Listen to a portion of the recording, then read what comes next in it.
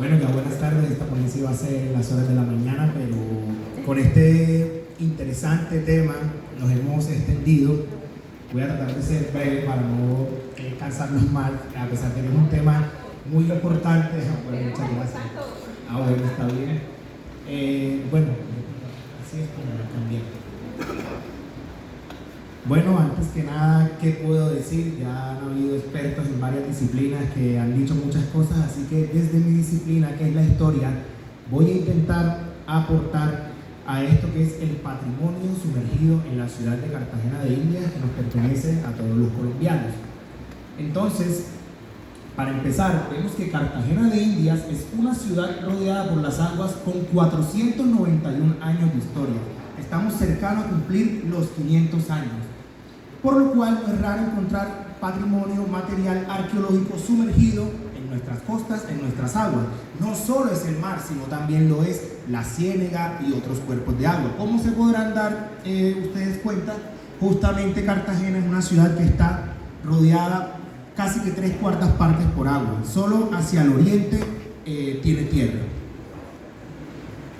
Bien, esto es una representación de un museo de España de Cartagena en la época colonial, y además de todas las fortificaciones, ustedes podrán ver justamente que se encuentra rodeada por diferentes cuerpos de agua, porque tenemos la idea, incluso los mismos cartageneros creemos que Cartagena solo está rodeada por agua salada, pero eso no es cierto.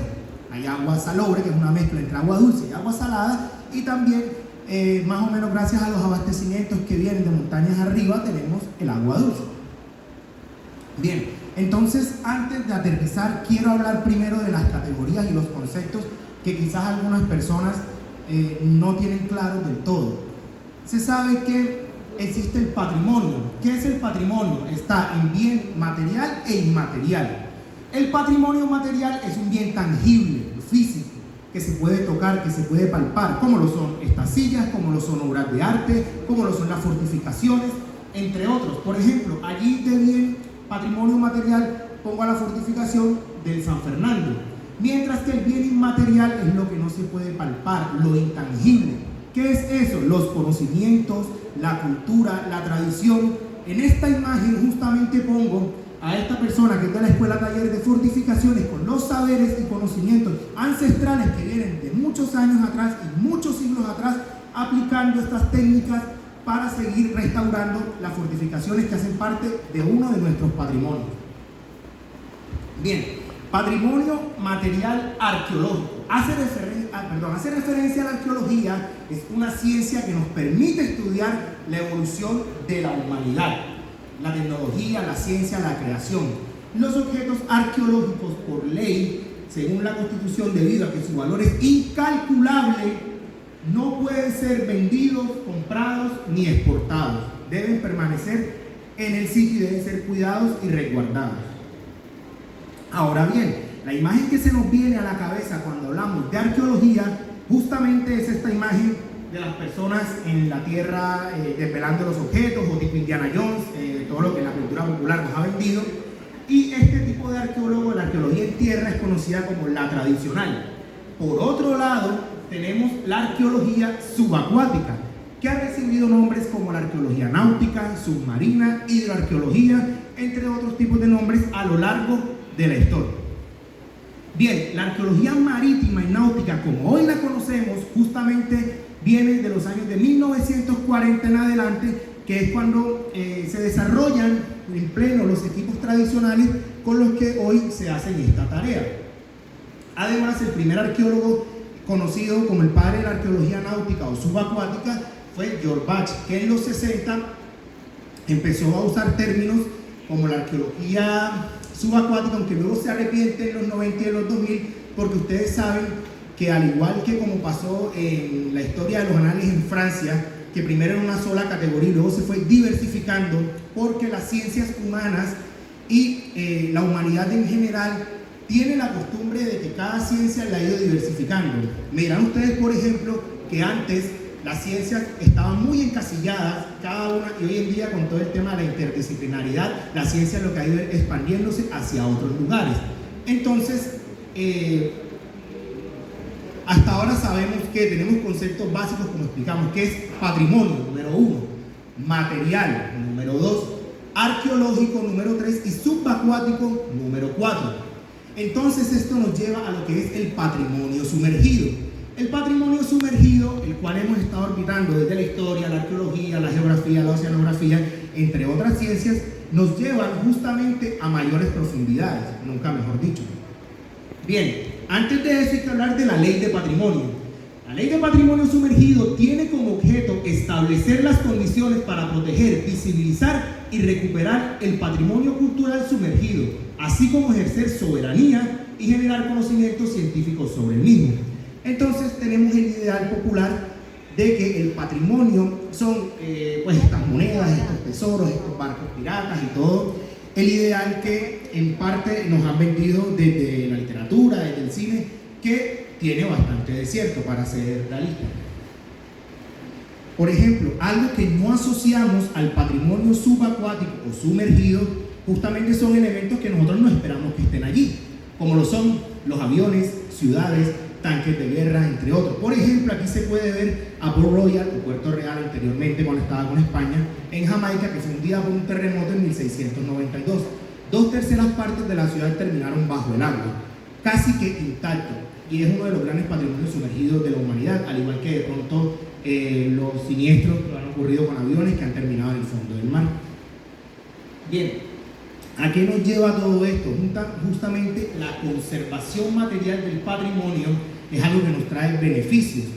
¿Por qué? Porque se pueden obtener de allí, como lo son el turismo, las conservaciones ambientales, entre otros tipos de beneficios para la nación. Utilizar el patrimonio como un recurso que atraiga a los turistas, como ya bien lo decían los anteriores panelistas, y que puedan representar algo económico y social. Por ejemplo, en México no solo se busca beneficiar la investigación, sino también que estos bienes que son no renovables justamente atraigan lo que es el turismo, que atraigan la economía, que jalonen varios sectores de la sociedad. Esto nos trae a aterrizar en la conocida como la joya de la corona en la época colonial, nuestra ciudad Cartagena de Indias. Esta ciudad tiene bastante patrimonio sumergido. De hecho, uno de los patrimonios más extensos que tiene, que ahorita también mostraron una imagen, era la escollera de Boca Grande. Esta escollera era un rompeolas marino que tenía dos funciones, una ambiental y una militar, el cual era impedir el paso de las embarcaciones hacia la bahía de Cartagena. Ahorita lo voy a profundizar. Bien, en esta escollera, con el paso de los siglos, se han ido cimentando fauna y flora marina. De hecho, los que han hecho careteo allí dicen que hay pulpos, cangrejos y demás fauna marina en abundancia. Este no es parte de la escollera, este es un hallazgo en Cuba, si no estoy mal, y lo pongo porque quiero que vean el patrimonio mixto, que es cuando el patrimonio arqueológico, lo construido por la humanidad, se mezcla con lo que está en la naturaleza, como lo son los corales, los animales y todo esto, como muestran en la foto, que es una gran estructura que tendrá muchos años en el fondo del mar. Justamente ha crecido coral, ha crecido fauna, ha crecido flora y se ha vuelto un hábitat marino. Volviendo a la escollera de Boca Grande, si logran ver allí en los 4 cuadros de arriba, así es como la estructura en la que está construida. Eso es una casa gigantesca para la fauna y la flora, y por supuesto que tiene un gran valor como patrimonio histórico de la humanidad. Entonces, no solo es algo ya que tiene que ver con la relevancia histórica, sino también justamente con la relevancia ambiental. Por allí alguna vez escuché que de pronto había un plan de destruirla y eso para el tema de los corales de Varadero, algo así escuché, y quiero abordar un poco sobre eso, y es el hecho de que para hablar de eso primero hay que entender un debate que existió entre cuál debía ser la entrada a la bahía de la ciudad de Cartagena de Indias, si era Boca Grande o Boca Chica. Ustedes saben que actualmente todas las embarcaciones que llegan al puerto de Cartagena, de gran calado por supuesto, lo hacen por el puerto de Boca Chica. Sin embargo, la primera entrada de Cartagena fue el puerto de Boca Grande. Por allí entraban los barcos a Cartagena. ¿Qué ocurrió? Que en 1640 ocurre un naufragio de unas embarcaciones portuguesas, el canal termina cegado y eso lleva a que los mismos flujos y las corrientes marinas, los vientos y todos estos factores atmosféricos geológicos terminen cerrando la escollera de Boca Grande, la entrada de Boca Grande, posteriormente la escollera, y terminen creando el canal de Boca Chica al dragarlo de manera natural. Ustedes dirán, ¿qué tiene que ver esto con el patrimonio sumergido? Pues resulta que antes, cuando la escollera de Boca Grande estuvo cerrada, se cuenta que las personas caminaban por allí desde Tierra Bomba hasta Boca Grande y hasta la zona propiamente insular de Cartagena.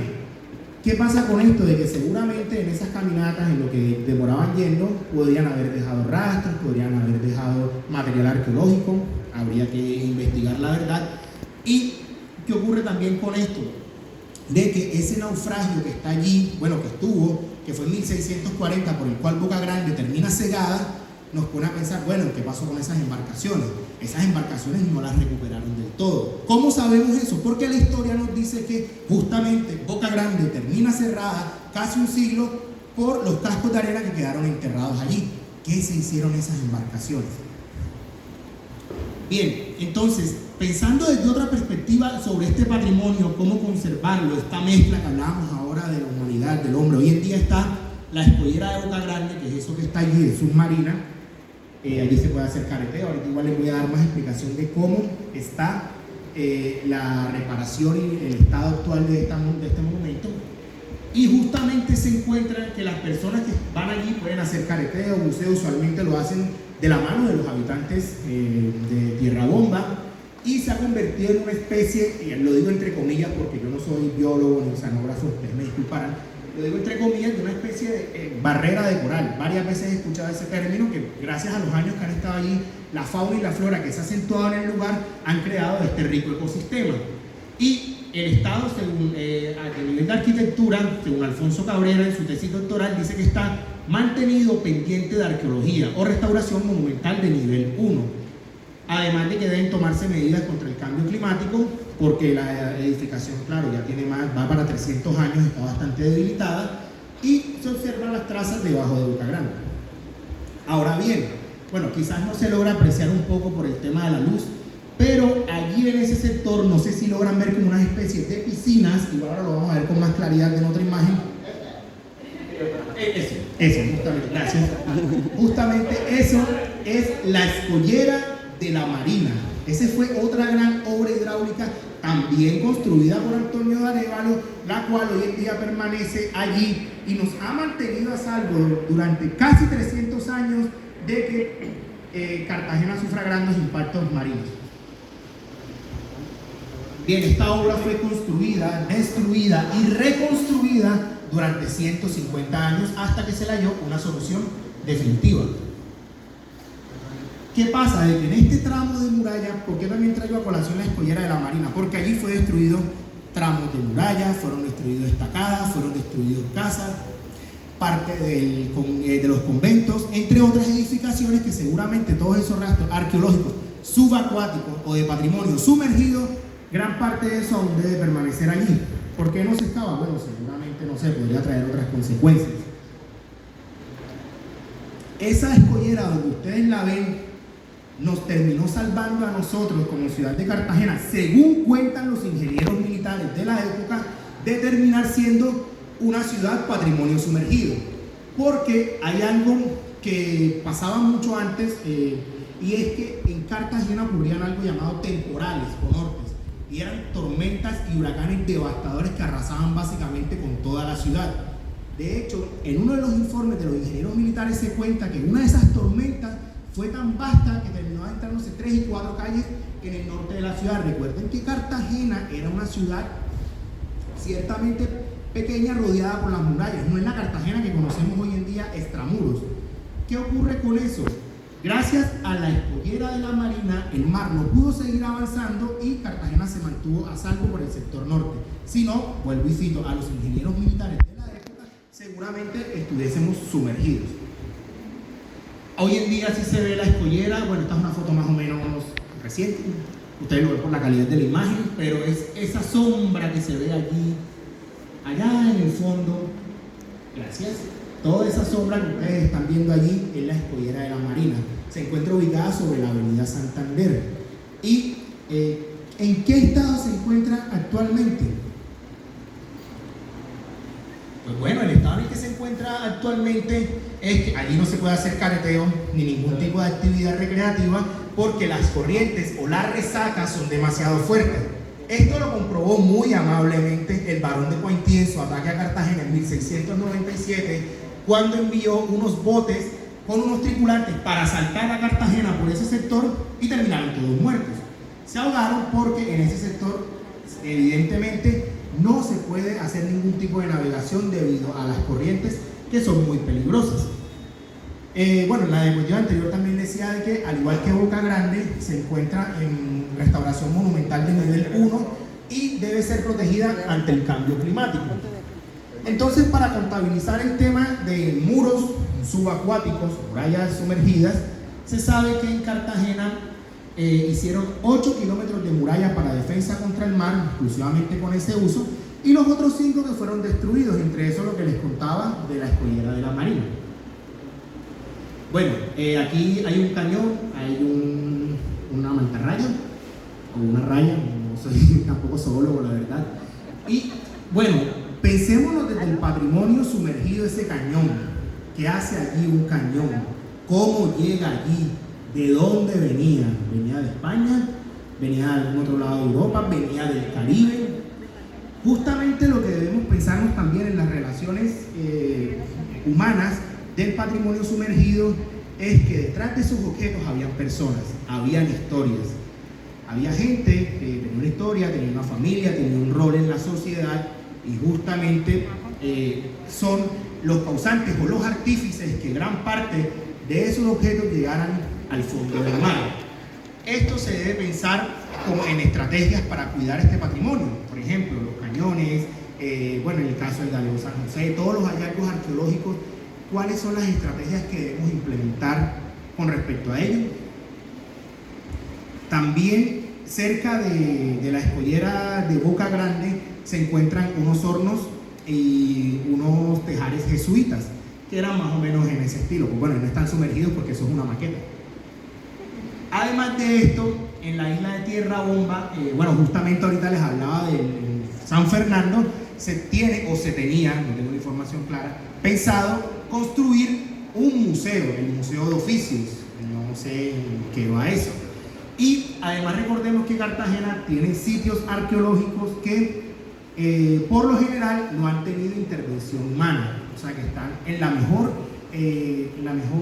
estado para hacerle exploración alrededor del fuerte de San Fernando. Quienes hemos ido allá nos hemos dado cuenta que está lleno de cañones, mejor dicho, de objetos humanos de esa época, claro, porque también le cae basura y todo eso, tristemente, pero justamente con esos objetos de la época. Y hay algo que es preocupante, que también voy a remarcar, si no estoy mal, en la siguiente imagen, y es el hecho de que el nivel del mar está subiendo, eso es innegable, y quienes llevamos años yendo, por ejemplo, a este fuerte, nos hemos dado cuenta que, la anterior, por favor, que aquí en la plataforma donde antes se desembarcaba, bueno, algunas personas desembarcan allí, antes habían 5, cuando yo fui la primera vez, hace como 7, 8 años, habían 5 escalones, después 4, 3, creo que a día de hoy solo quedan 2 escalones de arriba de la superficie del mar, lo que quiere decir que todo eso se lo ha estado tragando el propio nivel del mar.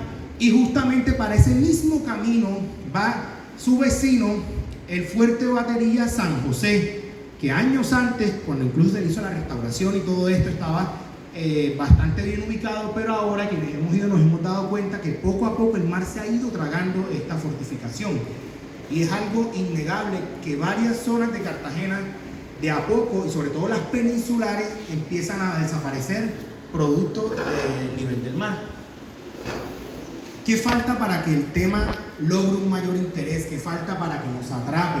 De pronto no solo a nosotros los que estamos aquí, sino a la comunidad en general, a quien realmente intentamos, de cierta forma, llegar y se apropien de esto.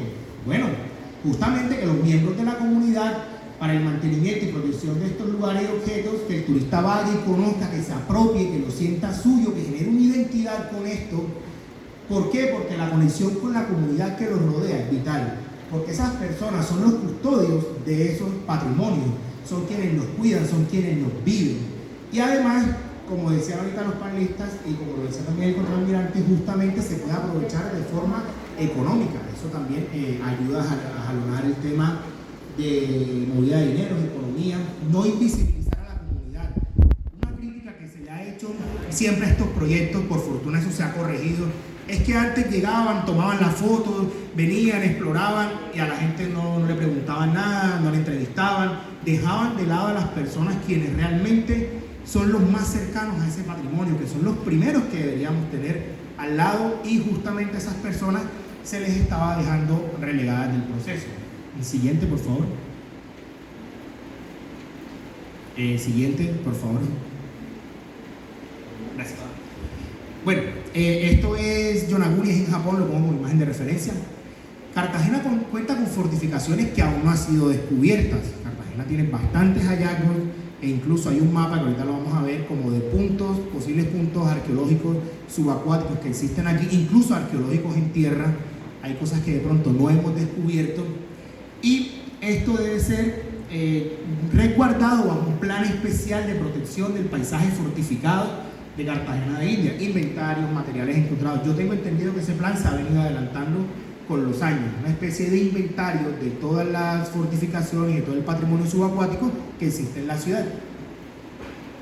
Bien, sacar los objetos puede ser peligroso y justamente los museos que se pueden estar pensando ahora son los museos que están bajo el agua.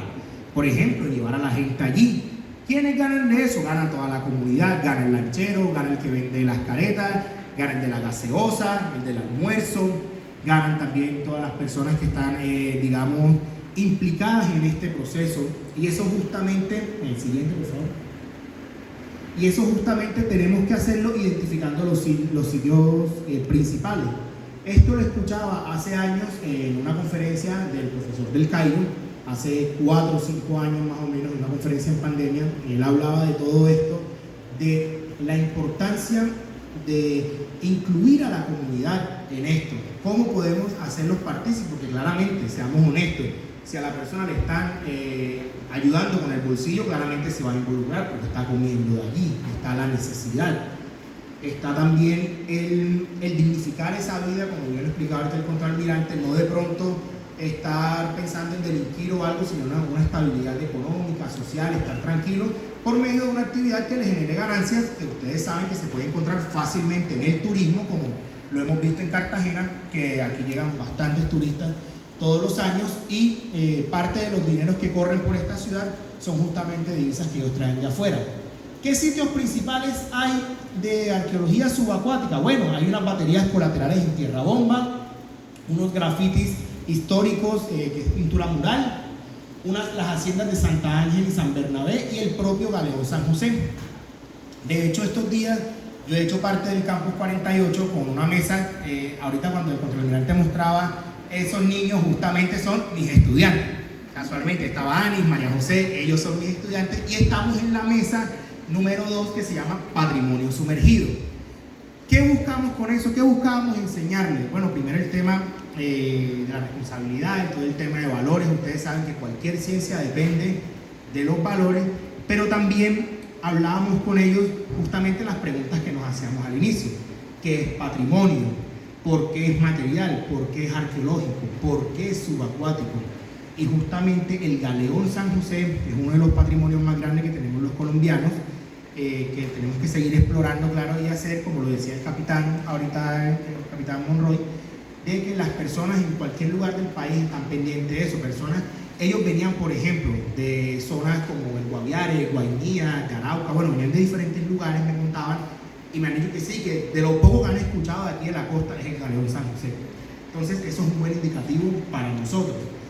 También es importante recordar que todo este universo sumergido revela cómo el ser humano está relacionado con el mar desde siempre, como también lo explicaba ahorita el director del museo, señor Moisés, que decía que toda la historia de la humanidad, incluso el tema de los palenques, ha estado relacionado al mar, y más sobre todo nosotros los caribes, que somos culturas anfibias.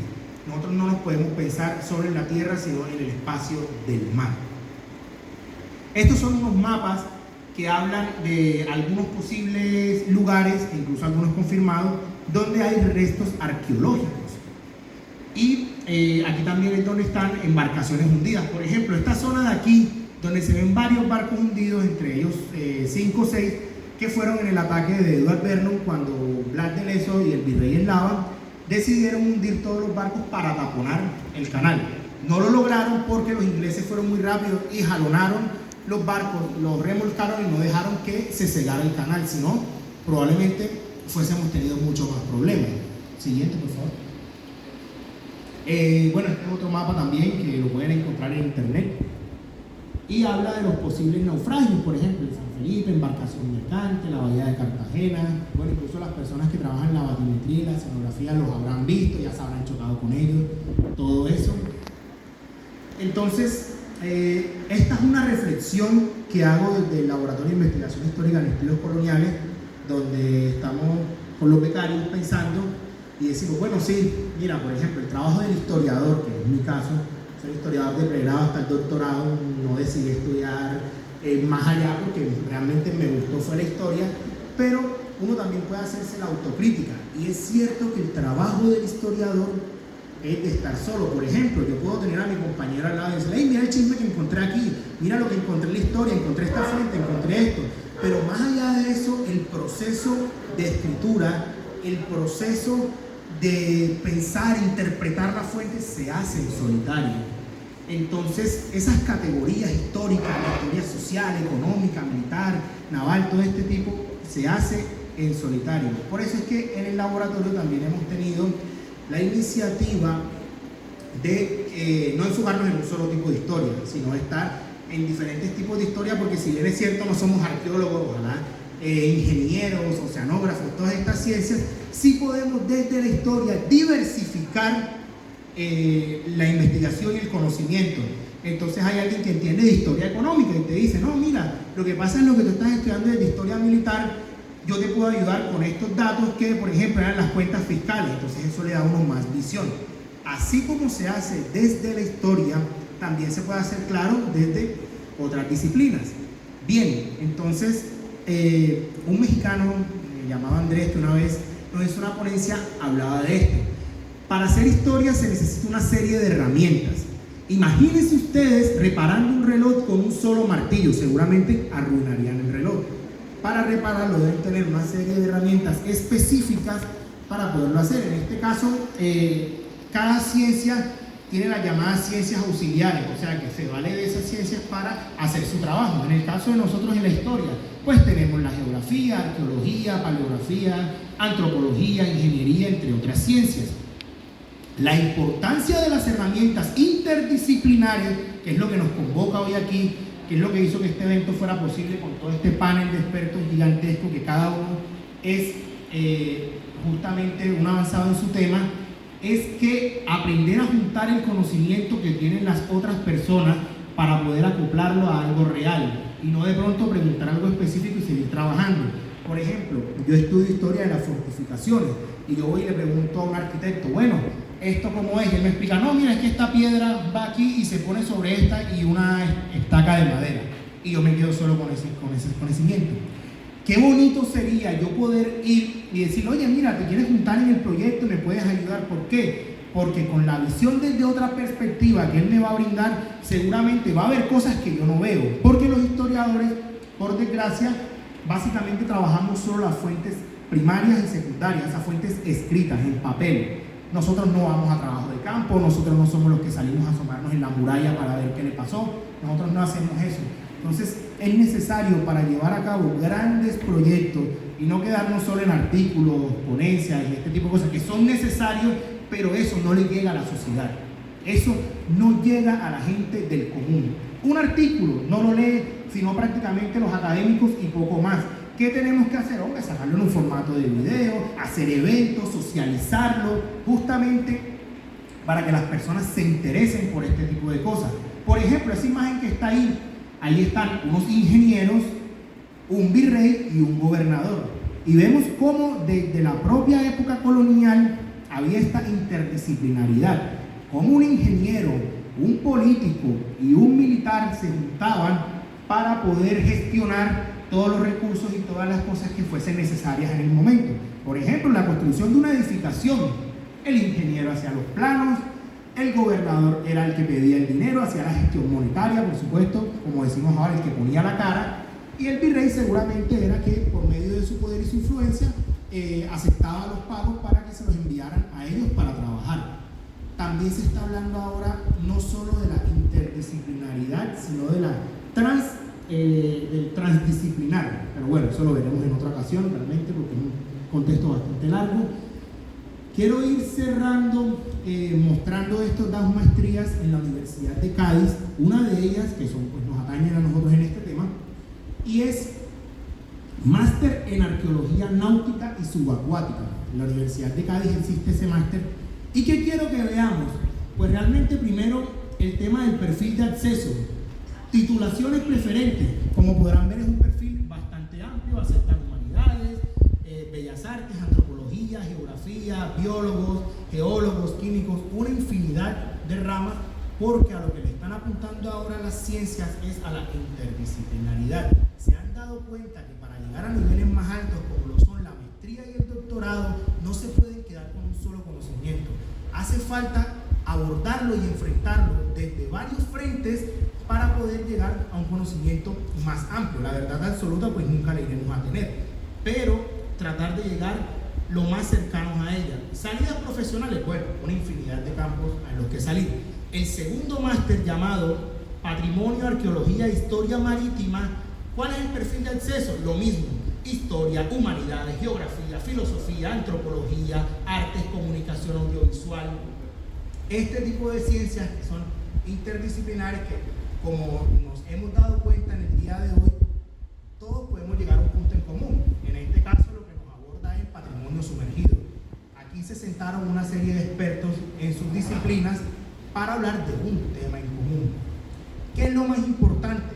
Llegar a un acuerdo, porque por desgracia a veces la academia y los diferentes sectores tienen un problema de egos y se les olvida que uno no construye desde el que piensa igual a uno, no construye desde el otro. Yo no puedo construir con alguien que piense igual a mí, porque si él piensa en A y yo pienso en A, no vamos a decir más nada, no vamos a crear conocimiento nuevo. Mientras que si yo digo A y la otra persona dice B, entramos en un debate, no un conflicto, un debate. Y tenemos que llegar, en este caso, de forma científica y académica a resolverlo. Entonces, uno de los llamados y de las reflexiones finales que quiero ir dejando realmente es a dejar la lucha de egos, a dejar, no, es que yo sé esto. ¿Por qué? Porque pasa, por ejemplo, una anécdota personal, y es que tengo un amigo historiador que cuando alguien se equivoca, la forma de corregirlo, la verdad, es horrible. Es una forma de, lo coge por el suelo y lo trapea y dice, esto no es así, tú cómo se te ocurre. Hay maneras de decir las cosas, la verdad. Por ejemplo, yo cuando escucho a alguien que comete un error histórico, trato de decirle como que, mira, eso no es tan así, mira, de pronto, si dijo algo que es cierto, tratar de rescatárselo, tratar de resaltar por lo menos algo bueno que dijo, y desde allí partir para hacer la corrección del error. Esto lo digo porque aplica para todas las ciencias y todas las disciplinas. Si una persona se equivoca, yo no sé, yo no soy arquitecto, pero hablo con uno y yo pienso que de pronto la piedra se pone así y vamos a ver que se pone así. Si él seguramente me lo dice en un mal tono o me lo dice en un tono superior con ego, claramente yo me voy a espantar y no voy a querer seguir trabajando con él. Pero si la persona deja el ego de lado y tiene la humildad de decir, no, mira, esto no es así, esto lo podemos arreglar así, y me explica por qué, pues seguimos trabajando.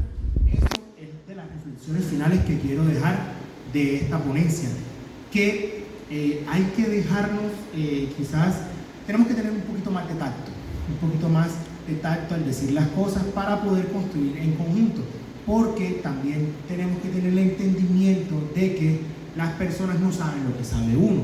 Entonces yo podré tener 10 años estudiando historia, pero mi compañero que es antropólogo no entiende nada, va y comete una imprecisión histórica, yo no lo voy a barrer, le voy a explicar de manera muy amable qué hay que hacer. Quiero entonces finalizar con esa imagen de Cartagena en 1586 en el ataque de Francis Drake, o un poquito antes del ataque de Francis Drake realmente, y como ustedes se darán cuenta, Cartagena está rodeada de agua por todos lados, geográficamente no ha cambiado mucho, la verdad, urbanísticamente, bueno, tampoco, pero se ha hecho el intento. Y para cerrar, con el tema de la interdisciplinariedad, que es a lo que más quiero hacer el llamado, es justamente citando al historiador Mark Bloch en su frase que dice: la vida es demasiado breve y los conocimientos se adquieren muy lentamente como para permitir incluso al mayor genio tener una experiencia total de la humanidad. Hay que comprender que los seres humanos somos gregarios, somos sociales. No llegamos a ningún lado si no trabajamos en equipo, si no trabajamos en sociedad. Entonces mi invitación en este día es justamente a tratar de tener más tacto con los compañeros, con las compañeras con quienes trabajen, para poder lograr entre todos el mismo objetivo. Muchas gracias.